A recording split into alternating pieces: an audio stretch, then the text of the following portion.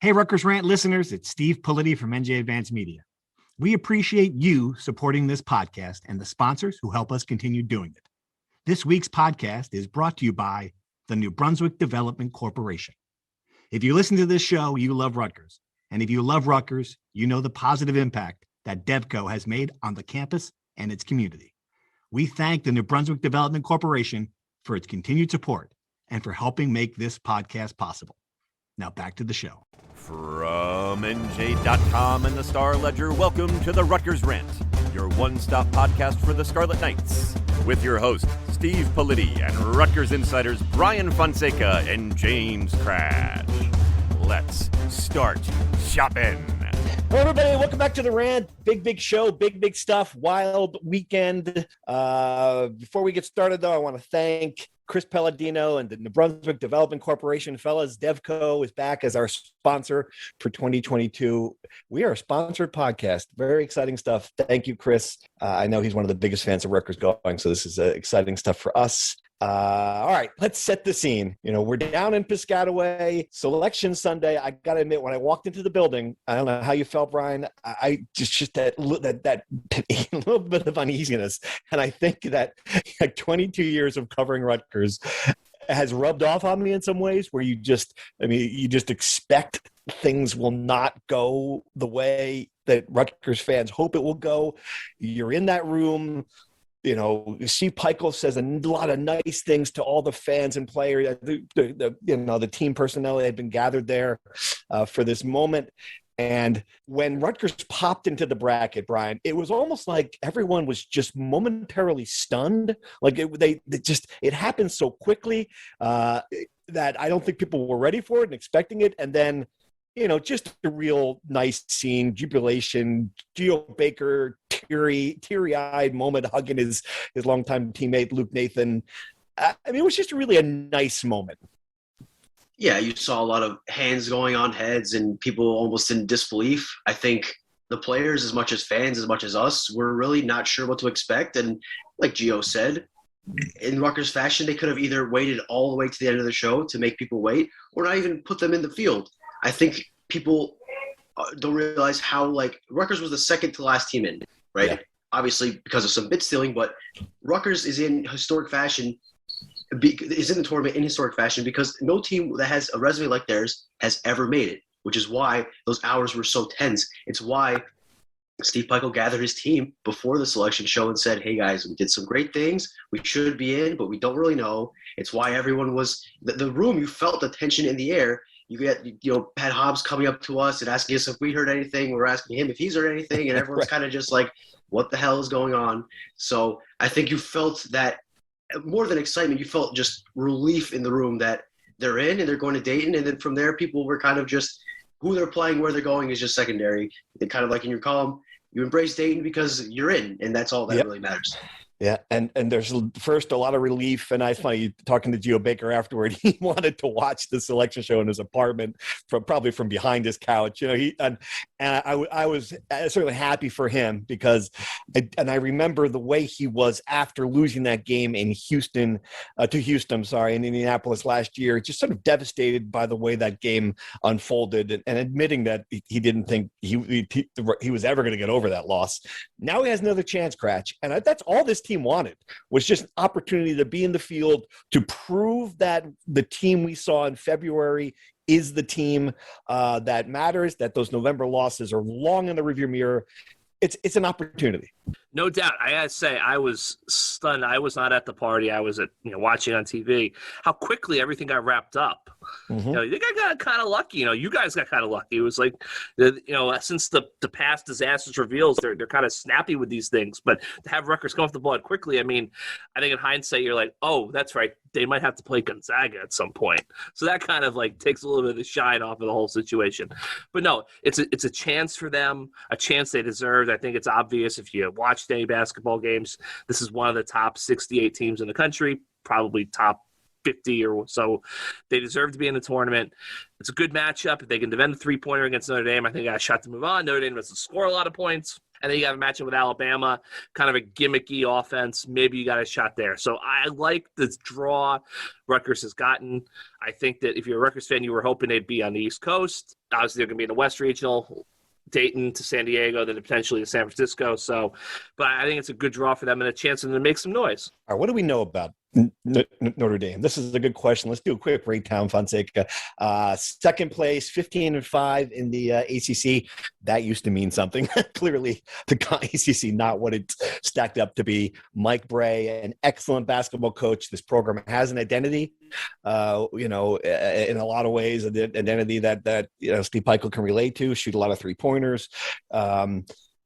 This is not the best Notre Dame team, but I don't think anybody should take this game lightly. I agree. I can't tell you I've watched most Notre Dame this year, to be honest with you. And as you alluded to, the ACC is having a down year. That's putting it nicely. But they won 15 games in the conference, which is never easy. That's a sign of a good team. They have a great coach. They've been here before. They've won games in this tournament before. But it's as good a matchup, I think, as Rutgers could have gotten. Wyoming was a team they could have gotten, and they have a kid in Hunter Maldonado who's going to be a star in this tournament. He has a chance of being like a revelation. So Rutgers is lucky to avoid that. Notre Dame has one guy, Paul Atkinson. The center's pretty good. Dane Goodwin, pretty good. Those are some of the names I've seen. But frankly, if you're Rutgers, this is a matchup that you're about as happy as you can get because they can beat Notre Dame. It's a toss-em it's a pick-em in Vegas. So I think Rutgers fans should be happy. Yeah, and I will give them this too, and I give Steve Pikiell credit for recognizing this and then bringing the cameras to Selection Sunday and just embracing the amount of attention Rutgers has gotten over the past month for being a hot team, then a bubble team, then a controversial team, and Dayton continues that. You're on national TV. You got the whole night to yourself. Wednesday night. I know you're not really quote unquote in the field yet, but it's just more people are talking about Rutgers on Selection Sunday than Duke, and that matters. He understood that, and it's another opportunity. Again, teams have come out of Dayton. I know it's a long way to say this is going to be another UCLA, but last year, that team looked terrible heading into the tournament, makes it to the Final Four out of Dayton. VCU did it. There's been teams who have made it out of Dayton to the Sweet 16. I think, I don't know how you feel about it, Cratch. I agree with you that this is a winnable game. It's going to be another close, tight, low-scoring game. They can face Alabama. I don't love Texas Tech hovering in the next game. I've watched them play. They are really, really good. It is a loaded bracket when you've got Gonzaga and Duke as the 1 and 2, Texas Tech as the 3. But again, you got a shot. No, they have a shot. They're not in the traditional field, but they are in the NCAA tournament. I think Steve Pikiell's agent will be making that point very clear. First four, with the $25,000 bonus happens. It's just, I think it's a good matchup for them. I think going to Dayton, as you mentioned, it's tremendous amount of exposure for Rutgers. I think Pikiell, a guy who, I think he's always been kind of like, I don't want to say adverse to the spotlight, but he's been spotlight hesitant, I think, in some ways. He's really embracing it. He's been out there, all kinds of different forms of media. I think, as you said, to be going to Dayton, to be on True TV, that adds to the whole thing. People get fired up at the First Four. I think it's a winnable matchup, and I think the Alabama game is a winnable matchup. Texas Tech is going to be tough. I think the idea that Rutgers could potentially play Duke and, end Coach K, that's way down the road. With something, yeah. But can you imagine that? All the double whammy of losing your last home game at Cameron to North Carolina, and then Rutgers ends your career. Right. Well, then benchmarked by Virginia Tech taking away your last ACC championship too. Championship. That would really be a farewell tour to end all farewell tours. Goodness gracious. By the way, I just want to Mike Bray, one of the the coaches basically all wear sweatshirts now, but Mike Bray, fashion icon in college basketball, the turtleneck, and then he shifts into the big collar, open collar shirt, but now everyone else is just wearing a batting practice shirt basically. Go ahead, Fonseca. You were going to add something? Yeah, I want to do it. I do want to look at the draw, not to look too far ahead, but this is a chance. If Rutgers can pull away a magical run, this is one of the most impressive runs they could make because they beat Notre Dame. They play Alabama, who is a complete opposite style to them. It's Rutgers on steroids in the sense that they win big. Their really good games are really good, and their really bad games are really bad. So if Rutgers can somehow beat a team in Alabama that plays completely different as them, they go on, they play Texas Tech, which is just the greatest defense, one of the greatest defenses of all time. You beat them, you could play Coach K, you knock off Duke. I'm going to have to probably carry you back to your hotel from you. You're going to be so excited for that one, Steve, watching Rutgers beat Duke. And then if you beat Duke, you play Gonzaga, and you can knock off Gonzaga to make it to the Final Four. I know, I'm getting way ahead of myself. People say I'm negative. Now I'm going Mr. Positive here. I get it. Like, this is way ahead of the line. But can you imagine Rutgers runs that gamut and makes it to that? That's a lifetime movie. Like, they have a chance to do something really special. You've got Commander's Palace reservations in New Orleans already, don't you? You're going to be eating some jambalaya in a couple of weeks. The way you're talking, yeah. Bourbon Street has never seen someone like me, baby. Here's what I'll say. I'm looking at the draw now. I don't even think Duke's going to get there.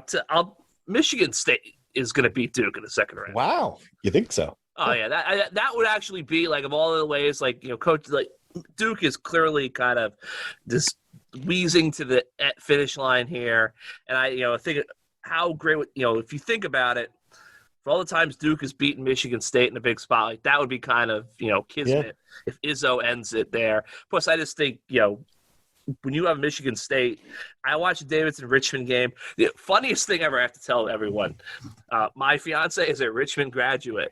I never thought Richmond would be playing an Atlantic 10 basketball final where I would be more invested in it than the graduate of that university that lives with me.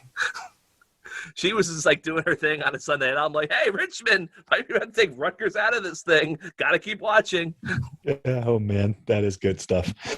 All right, so yeah, there's a lot of. I mean, that's it. This is the greatest. That's the fun of the NCAA tournament. Is just looking at these teams and imagining the matchups and seeing what can happen. I will say the fun will not be Fonseca and I trying to get from Dayton to San Diego.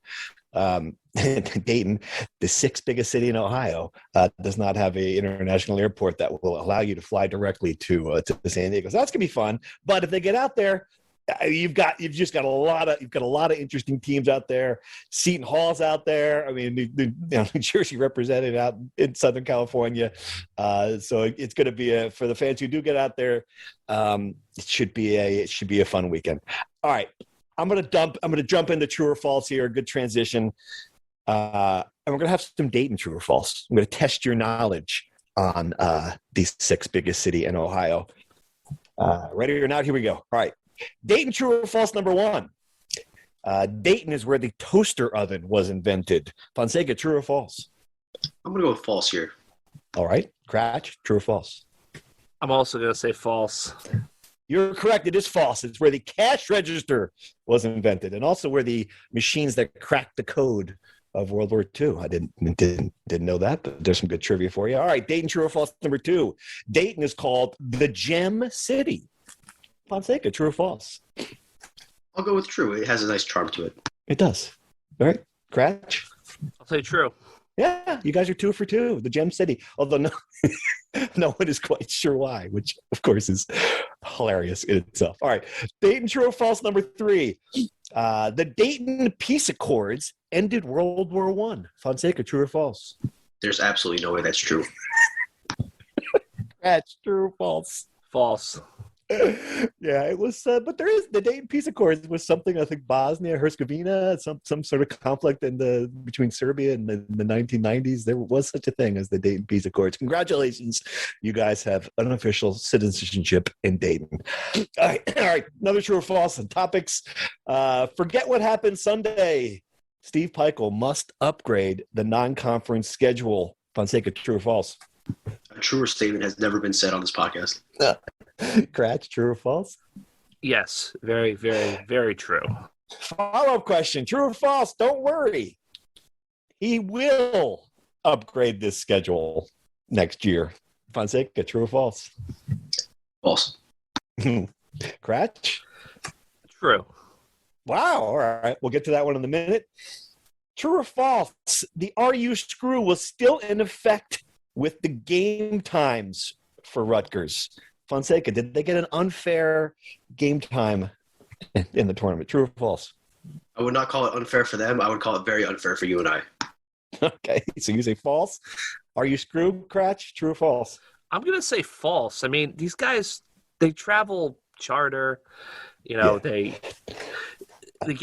game is late, but like they can set up their clock. I mean, all they have to do is play a basketball game, and it's spring break, so they don't have to worry about courses or classwork or anything. Really, they can work around that stuff. Yeah, I think So I mean, like here's the thing: it's 4:00 Friday Eastern time, correct? Or is it? Yeah, okay. Yes. That's a little bit tough, but it's tough. Yeah. But they the Big Ten's had them. This is why the Big Ten plays games at 9:00 on a Tuesday, I guess. Yeah. Because now you got that turnaround. Look, it's a tough turnaround, but it's March. It's March. This is what happens. When you're in Dayton, this is what happens to you.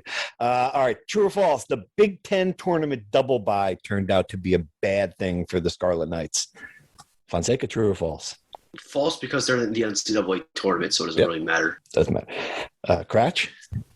False, because they could have played Nebraska, Northwestern, or someone like that and lost. Right.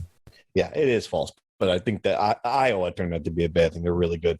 All right, and finally, true or false? Spring football. This is still Noah Vetril's football team. Cratch, true or false? False. False. Okay. Fonseca? You gotta go false. I haven't seen a minute of it, so I don't know what I'll go true right now. True? All right. Let's talk about it, Cratch. You've been down there. We'll get back to basketball in a minute. But give us the spring football report. Look, it's nothing drastic yet, but there's been enough signs that this is slowly eking towards where we always thought it was going to go. Gavin Wimsatt looks physically transformed. They're sharing. Really? How so? Oh, he's been in a weight room. He looks bigger, I mean, he's clearly matured. Had a full offseason program and everything. It's just we haven't really seen much, in terms of like actual football. They're very early in spring practice and everything, and you only can learn so much from a spring practice. But I just think the fact that they're sharing reps, the fact that they're going through this process, to me, indicates we are slowly working our way to the point where he is going to overtake Vetril and be the starter against Boston College. Right. Any other developments down there for football? Normal spring, offensive line, they're big guys, all the transfers they brought in. So you kind of hope that, that's going to be the story of this season is going to be the transfer portal guys, specifically the offensive linemen. Can they turn this around? Because the 2020 transfer portal class was tremendous. Got a bunch of players who helped out. 2021 class kind of underwhelmed, although if Christian Braswell and Josh Youngblood are healthy this year and contribute, the perception of that class will change a little bit. This 2022 class needs to day one plug-and-play starters and produce. The 2 receivers, the 4 linemen, they have to get it done. That's the only way this team is going to get over the hump, is if they can block and they can get the ball down the field. Right. All right. Other topics in the true or false. As a schedule, obviously, it would have been, had they not gotten in, that would have been the major topic of conversation. Again, I think the problem is not Lafayette, as you pointed out, Cratch, accurately on Twitter, or even losing to Lafayette. It's that the other games where you didn't give this team a chance to play on a neutral floor and at one of these tournaments where it would have helped the net. And I think I don't think it needs to be some sort of radical redo. And tell me if I'm wrong, Fonseca. Do you think this is a scratch what you're doing and start over thing? I just think they need to add one of these events where you get some good non-conference teams on a neutral floor. Yeah, you have to add better opponents and more neutral games just to, like you said, be able to boost the net, because those games, if you lose them, the downside is nowhere near as bad as if you lose to Lafayette. I think losing to Lafayette is a major problem, as contrary to your guys' point. You just can't lose to Lafayette. Had they beaten Lafayette, they would be in the field, fairly safely, I think. Their net would be 10 points higher, right? I guess I don't think he's going to stop. Rutgers is going to stop scheduling these sub 300 10-pound teams. It's part of Steve's philosophy. He wants to help the team, ease into the season, help the young guys get some minutes and develop. But you can't schedule 5 of them. You obviously can't lose to them, right? But that is what it is. You can't schedule 5 of them. And if you're going to schedule bad teams, maybe schedule a sub 200 Ken Pom team, or like a mid 200 Ken Pom team, a team that if you beat is good for the net, and if you lose to is not like season shifting. Oh my God, are we going to miss the NCAA tournament because we lost to Lafayette bad, right?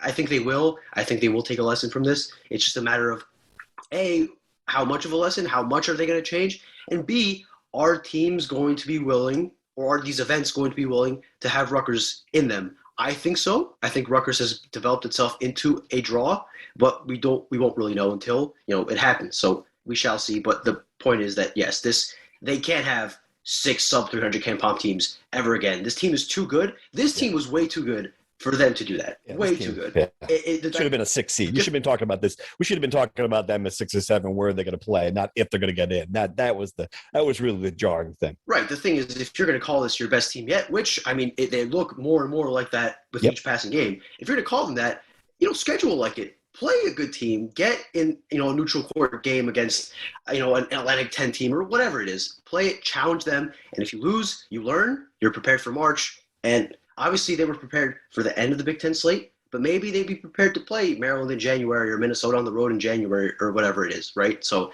the upside to upping the schedule is all there, and the downside to staying where it is pretty obvious given what we just watched on Sunday. Kratz, you want to add anything to that?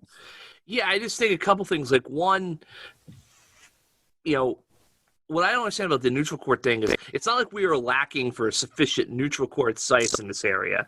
Like, they could literally just book a game and drive to Newark, and I would scratch it off. 2, and Brian can tell me if I'm wrong in this, I'm pretty sure that if you play like a Division II school, it doesn't really have an impact on the net. Correct, Brian? The net is only Division I teams, correct? So they can bring Caldwell in and win by 50. And, if they were to somehow lose to Caldwell, it would impact them with the committee, but not in the net. I guess my point is, if you want to play these teams, maybe you have to play Caldwell instead of Lafayette in the future. But I think they're going to adjust just because the tweaks are simple. The tweaks are very simple. You just got to add 1 or 2 more good games. It's okay to play Lafayette. You just can't play Lafayette and Lehigh and Merrimack and Maine and whoever else they played. You just got to add 1 or 2 games. Just add it. You don't even have to go to the Bahamas on Thanksgiving. You can find ways. It sounds like they're going to play a game at MSG. That's a good step. I think they might actually end up playing 2 games at MSG because they were supposed to have. They were booked to play Michigan State at the Garden in 2021. Obviously, it didn't happen because of the pandemic. It did not happen this year. I would assume at some point now that fans are in the stands, they will go back to the Big Ten. The Big Ten will go back to MSG. So they're going to get those games. They just have to tweak 1 or 2 things, and I think they have to advocate for themselves in the conference challenges. No more playing Clemson or Miami or Pitt in the ACC. No more taking DePaul or whoever in the Geographic games. They got to go bang the table and say, we want to go to Villanova and we want to go to Syracuse and play in the Carrier Dome, or we want to, God forbid, we want to go to Duke or North Carolina. They have to advocate for themselves. One thing, when you are going to play these bad teams, which I assume they're going to play, like Kretsch said, 2 or 3 of them, you got to do what Iowa does and just beat their brains in. Just beat them by 30 points. You can't go to overtime with Lehigh. You can't beat Merrimack. You can't score 48 points against Merrimack. If you're going to play these bad teams, go full throttle 40 minutes and just beat the brakes off them. Yeah, Steve Pico makes a great point about that, though. This isn't really there's different ways to win basketball games. Is that really what we want to judge a team on? And did this result, and I think they have to upgrade the schedules. I'm not advocating the other direction, but did this result show that these metrics are they're just flawed? We could have, did this season? We could have a philosophical debate about that, but I think, frankly, if you're a top 50 team in the country, you should beat a bottom 300 team by 50 points. I don't. I guess like the only opposing viewpoint there is sportsmanship, to which I say this is major Division I college basketball. For sportsmanship is for the handshake line. When you're playing 40 minutes, you play it, you beat. Well, the handshake line for some people apparently, but my point is when you're playing on the court, you play 40 minutes, and if you're 250 spots better than a team on Ken Pom, you should be 25 to 30, 40, 50 points better than them. Like, there's no – what are you going to – was Steve Pyle going to be nice to Central Connecticut, let him stay within 30 just because he knows, how he dick him in? No, just beat him. Beat him. And it's funny. We didn't talk about this. We should talk about it right now. But the end of the Iowa game out there, Fonseca and I were sitting courtside, and just the desperation in those final – they're down 15 points and they cut it to 10 against Iowa with Paul Mulcahy diving for a loose ball in the court and I think pissing off Fran McCaffrey in the process a little bit. That's not really that to me was kind of telling, I think. Right, exactly. That's true. Good point. That was telling, though, because I think they were trying to get that margin to somewhere where it might affect the numbers. I managed to piss off Fran. I don't know if I pissed him off, but I asked Fran what I thought was a pretty simple question that you guys asked all the time about whether or not Rutgers should be in the NCAA tournament. He said, well, I'm baffled by the question. Okay, sorry, Fran. You gave me a great answer, though. That's all that matters. Let's talk about Iowa. We didn't talk about that yet. The Big Ten tournament. It just was a crazy game. Never seen a strength coach get ejected. That you always want new experiences as a sports writer. That was something new. I think it kind of showed two things. One, that Iowa was the best team in the Big Ten and got screwed with their number 5 seeding. But also, it does remind you that this team does have, when they run into good opponents, I mean, there's another gear that maybe Rutgers didn't have. Certainly didn't have in this game. Kratch, you were watching. What'd you think? Just real quick, and Dave Van Dyke has done an excellent job with Rutgers. Great guy by all accounts. It was funny. I was texting someone. I was like, can you imagine if like a strength coach got a personal foul? Like, can you imagine what Greg would do? Like, I don't even want to think about that. So, I mean, look, that can't happen, but I think everyone knows that can't happen. I'm sure it'll never happen again. I also think Bo Borowski, come on, buddy, the first time it happened, you would think it would never happen again, and then it happened again. That's true. I mean, couldn't believe it. I wonder if that's like a thing where it's like, like a referee's like, it's almost like a pelt on the wall. It's like, oh yeah, well, I ejected a strength coach once. Good. When him and TV Teddy, when they're all at the Final Four, at some restaurant, they just tell war stories. Oh yeah, I got a strength coach, and like, oh, I'm gonna go get an athletic trainer next season. That's great. Yeah, could be.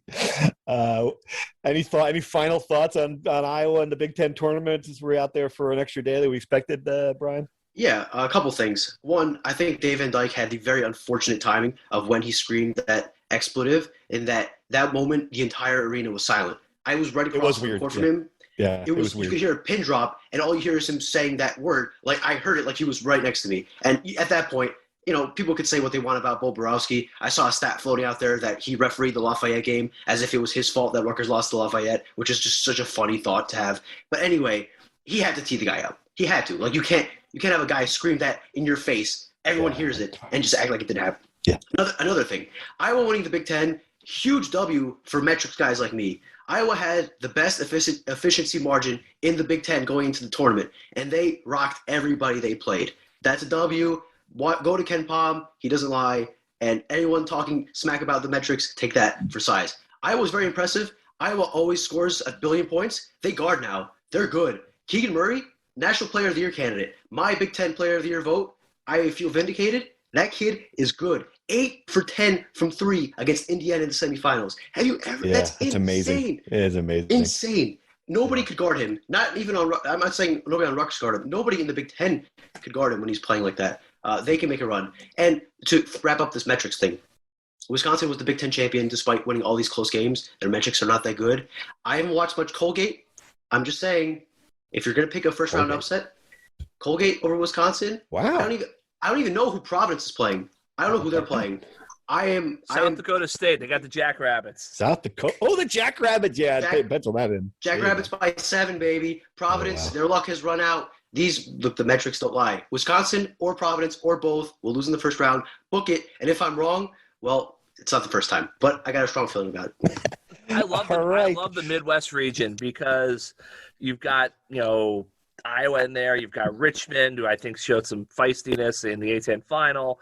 You got Providence, Paper Tiger. You've got Wisconsin playing in Milwaukee. Like, how does a 3-seed Wisconsin get to go play in Milwaukee? That's crazy to me. You got Colgate, obviously. USC, Miami, the classic football, two football schools play. I'm really hoping for a Kansas LSU regional final. Oh, my That would be gosh. the most embarrassing thing that could happen to the NCAA. LSU, 3 years. Now we got the paper. Oh, yeah, well, now we got to fire the guy, Yes. Oops. Wiretap Invitational. We are appalled that everything we knew happened for the last 5 years is now on a piece of paper in front of us. And then Bill Self, Kansas just doesn't follow. They just don't. They don't follow the rules. I mean, and now I'm wondering if this is the last vestige of us caring about this, because there are no rules now. Yeah. It's gonna seem quaint that we cared that Will Wade was on a wiretap 10 years from now, but there's still some controversy there. So I would love to see LSU Kansas wiretap bowl. That'd be great. Love it. All right. This is a perfect transition to insider questions, because we've got a lot of questions about the field in general. Everyone, thanks for subscribing. Rutgers Insider text messages galore coming up for you guys when we're out in Dayton about what's going on out there. So the first one here, we'll go right to this question. Obviously, I have Rutgers in all my bracket pools, because of course I do. If any of my pools allow a second bracket, who should I be picking to win it all? Gonzaga, Kansas, Iowa? Great question. And it's funny because I still haven't sat down and really studied it, because the name popped up. And I've been typing ever since the moment Rutgers popped up in the brackets. I never really sat down and looked at it. It seems like Iowa is going to be a popular pick. I don't love Arizona as the number one seed. I thought Texas Tech would be a pretty good. If you didn't want to pick one of the top, ones or twos, they were really good. I don't know. Who you got, Fonseca? Tell me. You're the expert. Well, thank you for saying that. It's very nice of you. So there's this golden rule of national championships. The last 16 of the last 17 or something like that have been ranked or finished in the top 20 in KenPom in offense and defense, right? So that was the only one that was that UConn team with Shabazz Napier, where the guy just played out of his mind for a month. So to that end, here are some teams that can win. Gonzaga, Arizona, Kentucky, Houston. I don't think Houston's going to do it, but Houston fits in the numbers. Baylor, Kansas, Tennessee sneaky. They obliterated Texas A&M. UCLA, Miles Johnson, national champion, nice ring to it. That would be funny. Auburn, Villanova, that would be a bummer if you want to see a different champion every once in a while. I disagree with you. I think Arizona, great shot. That team really balls. They ball out. They play insanely well. They're so fun to watch. That Pac-12 championship game was awesome. And Illinois, sneaky good, right on the margins. I think they're very good. And what would be really funny, I don't think it's going to happen, UConn, Danny Hurley, New Jersey boy. Gosh.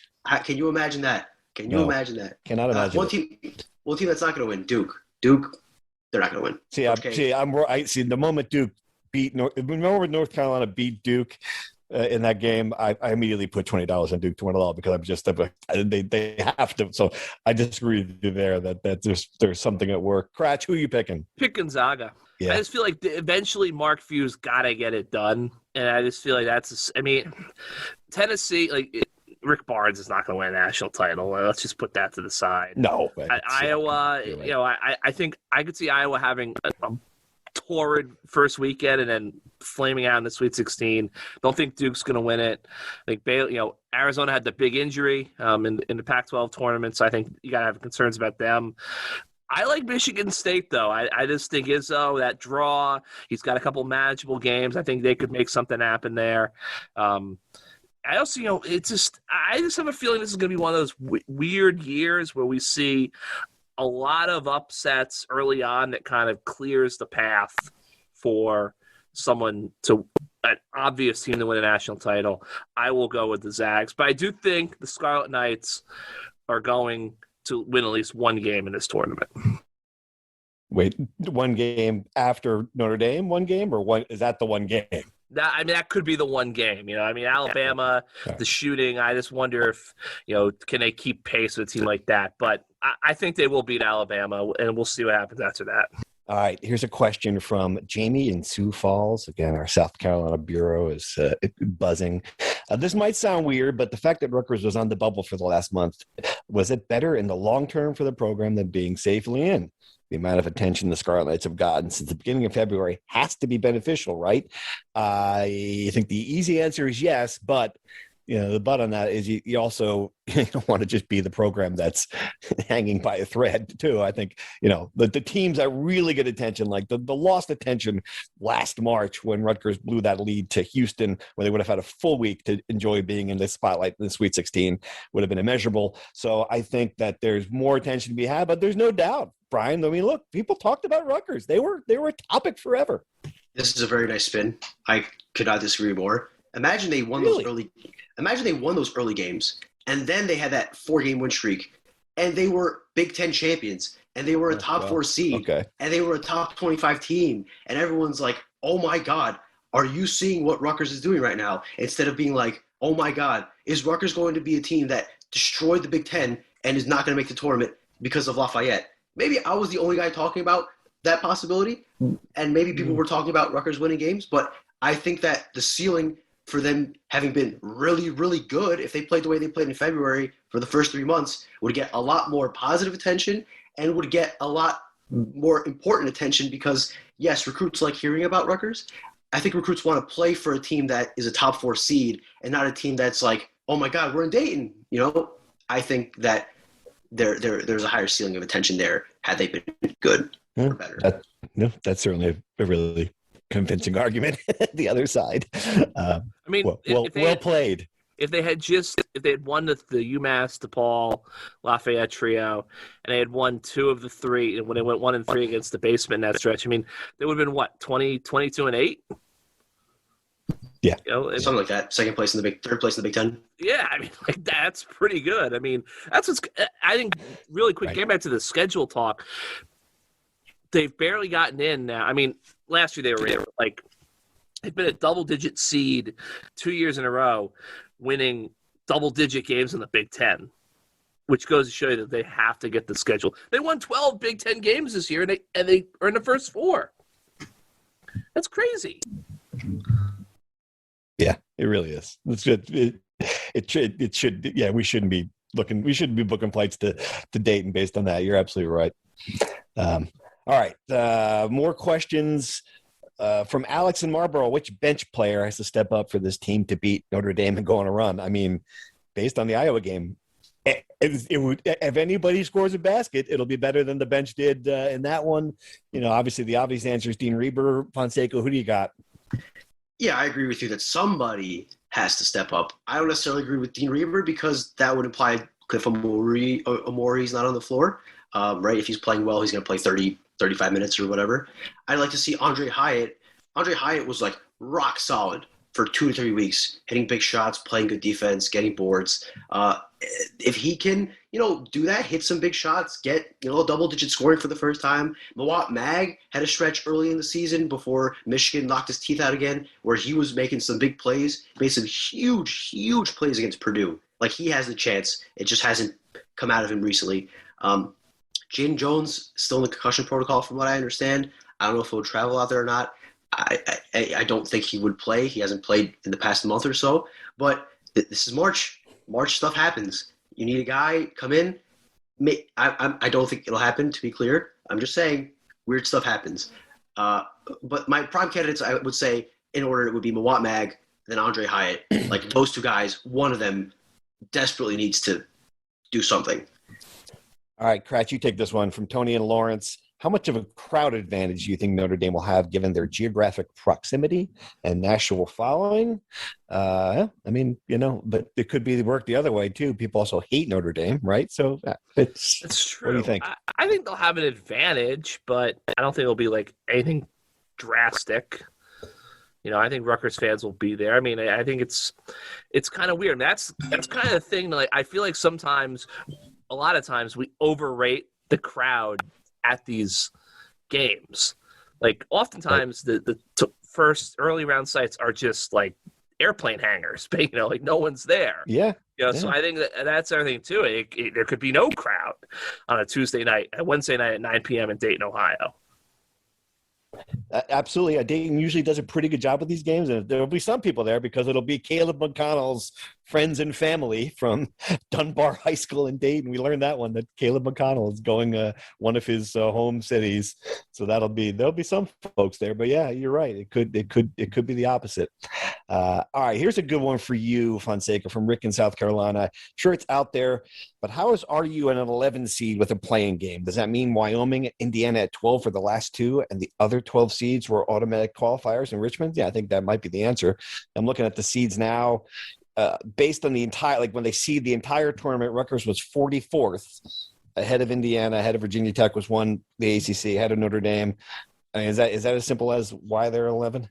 Yeah, that sounds about right. So they were assuming Virginia Tech and Richmond had not won their tournaments. It sounds like Rutgers would be in the field, right? You said Indiana and Notre Dame are behind them, right? Indiana's 45, Notre Dame's 47. Right. Yeah, so you're right. We might be going to Dayton if only Virginia Tech and Richmond. If only the state of Virginia had a worst weekend this week. Right. Yeah. Well, that is a good sign in the sense that Rutgers was pretty safely in, and that shows that the committee was weighing good wins heavily, a lot more than they were punishing bad losses. So yeah, that's an interesting takeaway from this, and sets a precedent for Rutgers broke the record for the highest net to ever make the tournament as an at-large. This sets a precedent for if you play good teams and you beat them, you will be awarded. So another reason for them to schedule up. Right. Good. One more from the room. You guys were in the room when the announcement was made. Obviously, they were happy and relieved, but I expected more jumping up and down, yelling and screaming than we actually saw. Comments. Yeah, we addressed this at the start, and I think really was just shocked to see it come up so soon. It's just try to describe the amount of nerves there. They're sitting in the second row. Michael, I told them earlier to prepare for the worst, just in case. And I think they were emotional the other way. Instead of jumping down, they were just relieved. They were happy. And they were curious. It comes up and you want to see what's going to happen next. There's a slash there. You're like, all right, what's going on? Notre Dame, what's that mean? So I think there's just a lot of confusion in those immediate first 15, 20 seconds, Fonseca. You agree with that, right? Oh, totally agree. Yeah, it's just, I'm sure everyone's been in a situation where they want news, they're hoping for good news, they don't know what's coming, and they get the good news, and it's just you can't jump up and down because you're so busy just like dropping your shoulders and relaxing and taking in the fact that things went your way. So I think it's the natural reaction. Yeah, I think the jumping up and down is more so if you get a good seed or a good matchup or whatever. This is just a matter of Rutgers feeling like, thank goodness we're in. Yeah, and the teams that jump up and down are the teams that know they're in. They got the cameras on them. They're going to be number one seeds. Gonzaga, hey, all right, yeah, we're in. So, all right, one more question. Last one from Old Mark in Piscataway. Will Cliff stop missing dunks? Perhaps just laying the ball in would be enough. I would never more strongly disagree with the comment, because his dunk in the first half we didn't talk about it. Dunk in the first half of the Iowa game was one of the more ridiculous alley-oops I've ever seen. And just a reminder of why it's so great to sit courtside, because, I mean, he was 6-7 feet above the basket. The ball was so far behind him that he had to reach behind his back to slam it down. I mean, it was just a remarkable dunk. Please, Cliff, keep dunking. You can miss one every now and then. I know that was a bad timing for the dunk he missed in the second half against Iowa, but man, oh man, Cratch, this guy, he is an incredible athlete, unlike any that we've ever had at Rutgers. He is a very impressive guy to watch play, and just to see him, just an incredible athlete. No, keep throwing it down, big man.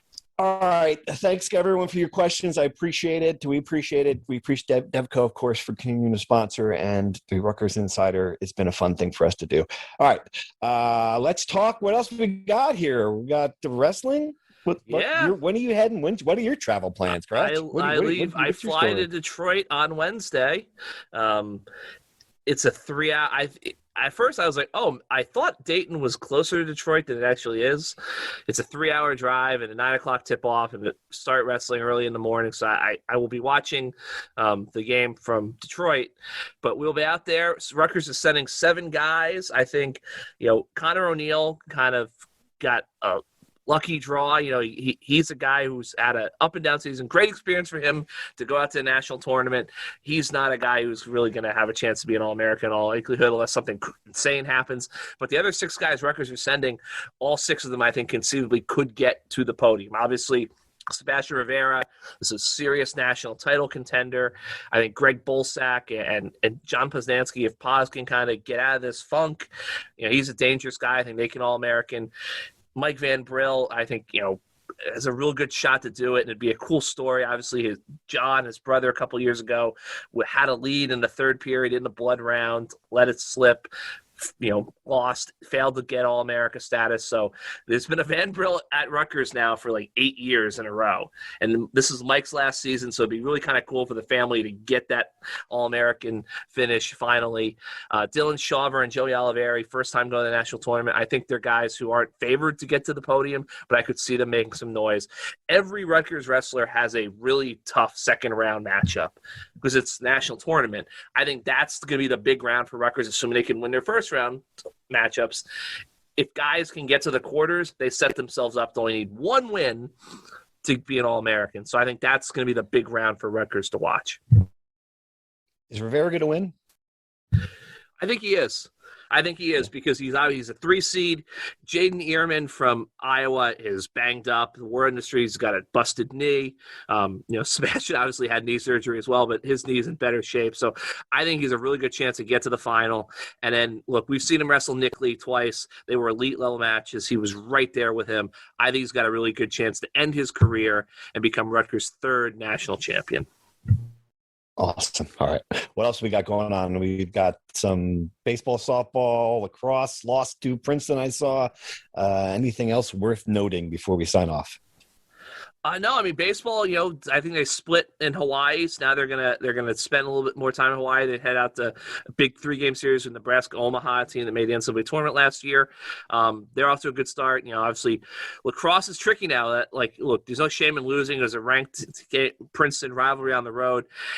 Same thing we've always done with the men's lacrosse program. If they have another non-conference loss, it's going to get really tough for them to make the NCAA tournament coming out of the Big Ten, which is really strong this year. All right, fantastic. We'll have plenty of time to talk lacrosse in the coming weeks. Right now, it's all basketball all the time. Fonseca and I have a 7 a.m. flight, gulp, to Columbus because you can't fly direct to Dayton. So we will be at the press conferences tomorrow in Columbus, at the game on Wednesday night, and we'll be back on Monday, either from Montclair and from New Jersey, or we'll be sitting there trying to get to San Francisco. Who the heck knows? It's March. It's madness. It's fun. Everyone enjoy it. Don't take it for granted. And we'll be back to talk about it. Thanks for listening. Thank you for listening to the Rutgers Rant. To participate in the conversation and receive live updates about the Scarlet Knights directly to your phone, sign up at NJ.com/insider. You haven't heard enough from me yet, huh? Steve Politi here for one last thank you to this episode's sponsor, New Brunswick Development Corporation, and to listeners like you who make it all the way to the end of the show. We'll see you again soon.